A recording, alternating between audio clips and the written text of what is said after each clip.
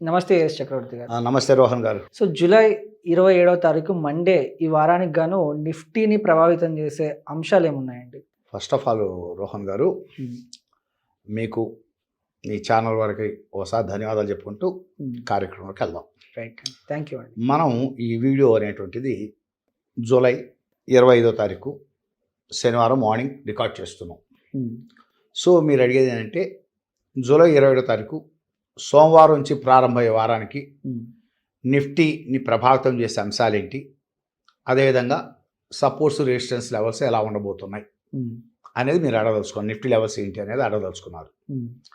మొట్టమొదట రోహన్ గారు, నిఫ్టీని ప్రభావితం చేసే అంశాల్లో మొట్టమొదటి geopolitical tensions. No doubt. Okay, geopolitical tension అనేది ఖచ్చితంగా అంతో ఇంతో ఇంపాక్ట్ ఉంటుంది. ఓకే.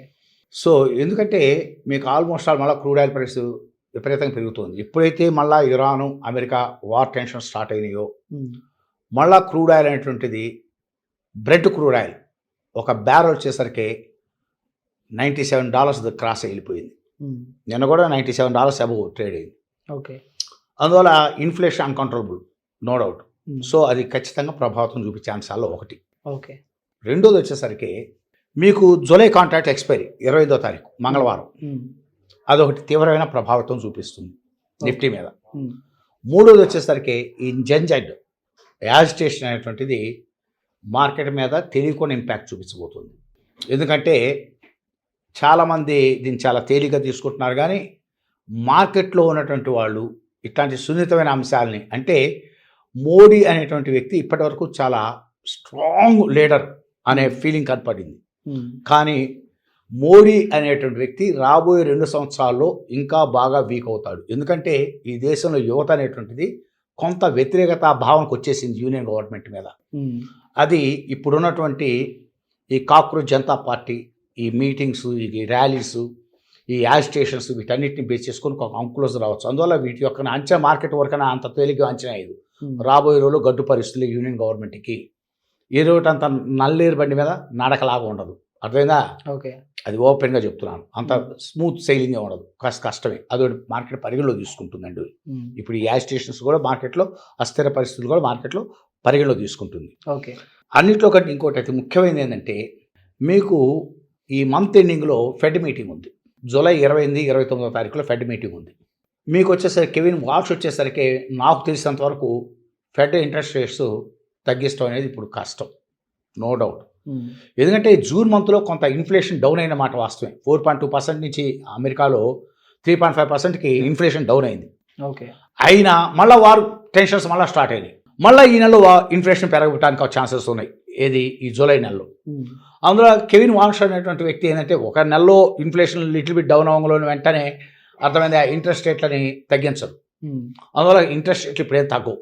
ఓకే. సో పెరగడానికి అవకాశం ఉంటే కానీ తగ్గే పరిస్థితులు కనపడట్లేదు.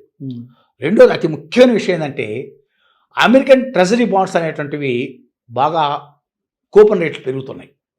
అది చాలామంది గమనించట్లేదు. మీకు 2 years కూపన్ బాండ్ వచ్చేసరికి 4.32% ఉంది యాన్యువల్లీ కూపన్ రేట్ వచ్చేసరికి. మీకు అదే 10 years ట్రెజరీ బాండ్స్ ఈల్డ్ వచ్చేసరికి మీకు కూపన్ రేట్ వచ్చేసరికి 4.68 ఉంది. ఓకే. అందువల్ల ఈ ఎప్పుడైతే అమెరికన్ ట్రెజరీ బాండ్స్ యొక్క కూపన్ రేట్ పెరుగుతుందో, అంటే ఇంట్రెస్ట్ రేట్స్ పెరుగుతున్నాయో, ఆటోమేటిక్ ఎమర్జింగ్ మార్కెట్లో ఎఫ్ఐఎస్ అనేవాళ్ళు ఇన్వెస్ట్ చేయరు. ఫారిన్ ఇన్వెస్టర్స్ తొందరగా రారు.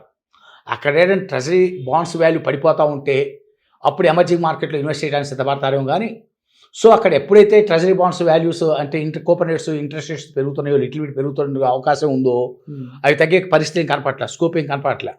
అందువల్ల దాని ఎఫెక్ట్ ఖచ్చితంగా మన ఎమర్జింగ్ మార్కెట్స్ మీద ఉంటుంది. అందువల్ల FIs immediately they are not ready to invest in especially emerging markets, అంటే ఇండియన్ మార్కెట్స్లో ఇన్వెస్ట్ చేయడానికి సిద్ధంగా ఉండరు. ఓకే. అదో పాయింట్ మనం కన్సిడర్ చేయాలి. తర్వాత వచ్చేసరికి మీకు ఆగస్టు 3, 4, 5 తారీఖులో మన ఆర్బీఐ మానిటరీ పాలసీ మీటింగ్ ఉంది. ఇప్పుడు రెపో రేట్ వచ్చేసరికి 5.25 ఉంది. ఓకే. రివర్స్ రెపో రేటు 3.35 ఉంది. మీకు సిఆర్ఆర్ వచ్చేసరికి 3% ఉంది.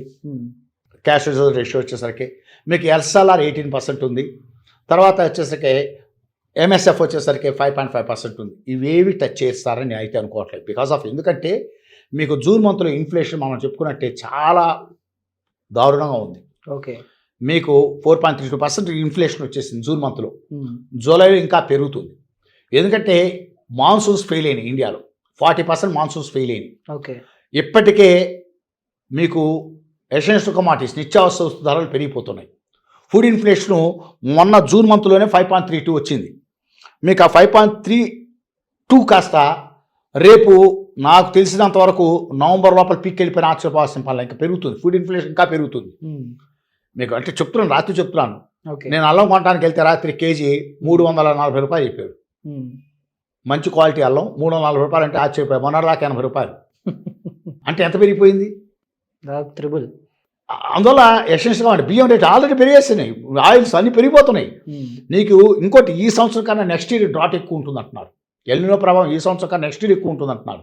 40% మాన్సూన్స్ ఫెయిల్ అవుతేనే ఈ రేంజ్లో ఎసెన్షియల్ కమాడిటీస్ రేట్లు పెరుగుతూ ఉంటే నెక్స్ట్ ఇయర్ కూడా ఎల్నినో ఈ ఇయర్ కన్నా నెక్స్ట్ ఇయర్ ఎఫెక్ట్ ఎక్కువ ఉంటుంది అనుకుంటున్నారు. మార్కెట్ ఇవన్నీ పరిగణించి తీసుకుంటుందండి. మార్కెట్ ఎప్పుడు కూడా పడుతుంటుంది, పెరుగుతుంటుంది. ప్రతి గంటకని కాదు, ఓవరాల్గా మార్కెట్ టెండెన్సీ డౌన్ ట్రెండే. ఏదైనా పెరిగినా కూడా పరిస్థితులు బాగాలేవు. ఓ పక్కన వరల్డ్ వైడ్ ఎకానమీ పరిస్థితులు బాగాలేవు, వరల్డ్ వైడ్ జియోపొలిటికల్ టెన్షన్స్ దరిద్రంగా ఉన్నాయి, వరల్డ్ వైడ్ ఇన్ఫ్లేషన్ పెరుగుతూనే ఉంది, ఇండియాలో ఇన్ఫ్లేషన్ పెరుగుతూ ఉంది, ఓ పక్క డ్రాట్ ఎఫెక్ట్ కనపడతా ఉంది, నిత్యావసర వస్తువులు, ట్రెజరీ బాండ్స్ ఈల్డ్స్ తగ్గట్లేదు అమెరికాలో. ఇవన్నీ కాకుండా రూపీ వాల్యూ డ్రాస్టిక్గా 96 రూపాయలు 97 రూపాయలు ఒక డాలర్కి, రూపీస్ వచ్చేసరికి ఎక్స్చేంజ్ డిఫరెన్స్ 96-97 రూపాయల మధ్యకి వచ్చి కూర్చుంది. ఓకే. వీటన్నిటి మార్కెట్ పరిగణలో తీసుకొని మీకు వచ్చేసరికి అదే జూలై 4 కాంట్రాక్ట్ ఎక్స్పైరీ ఇవన్నీ చూసుకొని మార్కెట్లు మోతాయి. ఆల్మోస్ట్ ఆల్ Q1 అంటే ఈ financial year 2026-27 financial year Q1 results already discounted అయిపోయింది. దాని ఫ్యాక్ట్ అయిపోయింది, మై పర్సనల్ ఫీలింగ్. ఇక నెక్స్ట్ మార్కెట్ క్రూషియల్ ఉండబోయేదంటే 25-29 తారీఖు ఫెడ్ మీటింగ్ పాలసీస్ ఎలా ఉంటాయి, 3, 4, 5 తారీఖులో ఆర్బీఐ మానిటరీ పాలసీ మీటింగ్స్ ఎలా ఉంటాయి, ఆ స్పెక్యులేషన్స్ మా మార్కెట్లో మూవ్ అవుతూ ఉంటాయి. వీటన్నిటిని బేస్ చేసుకొని మార్కెట్లు మూవ్ అవుతాయి. అందువల్ల ఇక్కడ నేను చెప్పేది ఏంటంటే ఇది మనం only for education purpose we are going to making this videos. మనమే ఇక్కడ ఎవరిని లాంగ్ వెళ్ళమని కానీ షార్ట్ వెళ్ళమని కానీ నిఫ్టీలో బ్యాంక్ నిఫ్టీలో లాంగ్ వెళ్ళమని షార్ట్ వెళ్ళమని మనమే రికమెండ్ చేయట్లేదు. Okay. Knowledge, overall market operations, okay, observe my videos, that's all. Okay. So ఇక్కడ ఒక అబ్జర్వేషన్ స్కిల్స్, ఒక అనాలిసిస్ స్కిల్ డెవలప్ చేసుకోవడం కోసం we are releasing this videos. Clear? Okay, పక్కన పెట్టండి. ఇప్పుడు వచ్చేసరికి నెక్స్ట్ వచ్చేసరికి ఎఫ్ఐస్ చూద్దాం. ఈ నెలలో ఈ వారంలో కూడా ఎఫ్ఐస్ నిన్న ఫ్రైడే 24వ తారీఖు క్లోజ్ అయినటువంటి వారానికి జూలై, ఓకేనా, మీకు ఎఫ్ఐలు నెట్ సెల్లింగ్లోనే ఉన్నారు. 7,182 crores నెట్ సెల్లింగ్ ఉన్నారు. డిఎస్ నెట్ బయింగ్లోనే ఉన్నారు. 8,000 మీకు వచ్చేసరికి 638 crores నెట్ బయింగ్కి వచ్చారు. అంటే ఓవరాల్గా చూసుకున్నట్టయితే ఎఫ్ఐస్ నెట్ సెల్లింగ్లోనే ఉన్నారు కంటిన్యూస్గా, డిఎస్ నెట్ బయింగ్లో ఉన్నారు. సో ఓవరాల్గా ఎకానమిక్ కండిషన్స్ బాగాలేవు, వరల్డ్ వైడ్గా బాగాలేవు. వీటన్నిటిని బేస్ చేసుకుని మనం నిఫ్టీ లెవెల్స్ ఎలా ఉండబోతున్నాయని చెప్పబోతున్నాం. ఓకేనా? ఓకే. నెక్స్ట్ వీక్లో నిన్న నిఫ్టీ ఫ్రైడే 24వ తారీఖు జూలై ఎక్కడ క్లోజ్ అయిందంటే 23,767.45 మీద క్లోజ్ అయింది. ఇప్పుడు నెక్స్ట్ వారానికి ముందు రెసిస్టెన్స్ చెప్పుకుందాం. ఒకవేళ పెరిగేటైతే first resistance, second resistance, third అట్లా రెసిస్టెన్స్ చెప్పుకుందాం. తర్వాత ఒకవేళ డౌన్వర్డ్ అయితే సపోర్ట్ లెవెల్స్ ఎలా ఉంటాయో చెప్పుకుందాం. ఫస్ట్ రెసిస్టెన్స్ వచ్చేసరికి 23,875, 23,875 first resistance point the Nifty. Okay. అక్కడ క్రాస్ అవుతాయి, ఇట్ మే క్రాస్, అక్కడ క్రాస్ అవుతే నెక్స్ట్ రెసిస్టెన్స్ 2 వచ్చేసరికి 24,000 దగ్గర మంచి రెసిస్టెన్స్ ఉంది. ఓకే. అక్కడ కాస్త స్టెబిలైజ్ అయ్యి ఇట్ మే క్రాస్, అక్కడి నుంచి కనుక క్రాస్ అవుతే, ఆ హడ్డీలు క్రాస్ అవుతే నెక్స్ట్ R3 వచ్చేసరికి 24,150 దగ్గర ఉంది. 24,150 ఇస్ ద రెసిస్టెన్స్ 3. ఇది అయిపోయిన తర్వాత R4 వచ్చేసరికి మీకు ఒక జోన్ లాగా చెప్పు. అక్కడ ఎందుకంటే కొద్ది రోజులు కొట్టుకొని మార్కెట్ పైకి అక్కడ ఆ జోన్లో కొంత మార్కెట్ ఆగుతుంది కొంత. ఓకే. వెంటనే అప్వర్డ్ డైరెక్షన్ డౌన్వర్డ్ డైరెక్షన్ తీసుకోవాలి. అక్కడ కాస్త స్టెబిలైజ్ అయ్యి అక్కడి నుంచి పైకి కిందకి అనేది తీసుకోవాలి. ఆ జోన్ ఏంటంటే మీకు R4గా చెప్తున్నాను. మేజర్ రెసిస్టెన్స్ జోన్ ఏదంటే 24,260 to 24,350. ఓకే. 24,260 నుంచి 24,350 మధ్య కొట్టుకొని కొద్ది రోజులు అక్కడి నుంచి మళ్ళీ డౌన్ అవుతాం. టెక్నికల్ బౌన్స్ డౌన్ అవ్వాలి, లేదు అక్కడి నుంచి క్రాస్ అవ్వాలి. ఇప్పుడు నాకు తెలిసినంత వరకు ఏంటంటే 24,260 నుంచి 24,350 మధ్య కొట్టుకొని కిందకి వెళ్ళడానికి అవకాశం ఉంది, పైకి వెళ్ళడానికి ఛాన్సెస్ తక్కువ. ఇది ఓవరాల్గా. అంటే ఇప్పుడు మనం R1 చెప్పుకున్నాం, R2, రెసిస్టెన్స్ 2, రెసిస్టెన్స్ 3, రెసిస్టెన్స్ 4 ఒక జోన్ లాగా చెప్పేస్తాం. అది 24,260 నుంచి 24,350 మధ్య, అది మేజర్ రెసిస్టెన్స్ R4 అనేది పక్కన పెట్టండి. ఒకవేళ మార్కెట్ డౌన్ అయింది, డౌన్ అయితే సపోర్ట్స్ ఎలా ఉండబోతున్నాయి అనేది మనం డిస్కస్ చేద్దాం. ఓకే. ఫస్ట్ సపోర్ట్ 1 వచ్చేసరికి 23,600, 26,300 ఇస్ ద మేజర్ సపోర్ట్. ఒక సపోర్ట్ వస్తూ అవుతుంది, అక్కడ ఆగటానికి ట్రై చేస్తుంది. అక్కడ కనుక బ్రేక్ డౌన్ అవుతే, ఒకవేళ అక్కడ నిలబడి కిందకు దొరికితేస్తే మార్కెట్ 23,400 దగ్గర ఆగాలి. ఓకే.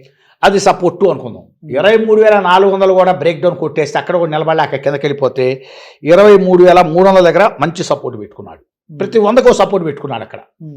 అక్కడ కనుక బ్రేక్ డౌన్ అవుతాయి, 23,300 కూడా బ్రేక్ డౌన్ అవుతాయి. నెక్స్ట్ వచ్చేసరికి మీకు S4 ఒక జోన్ లా చెబుతున్నాం.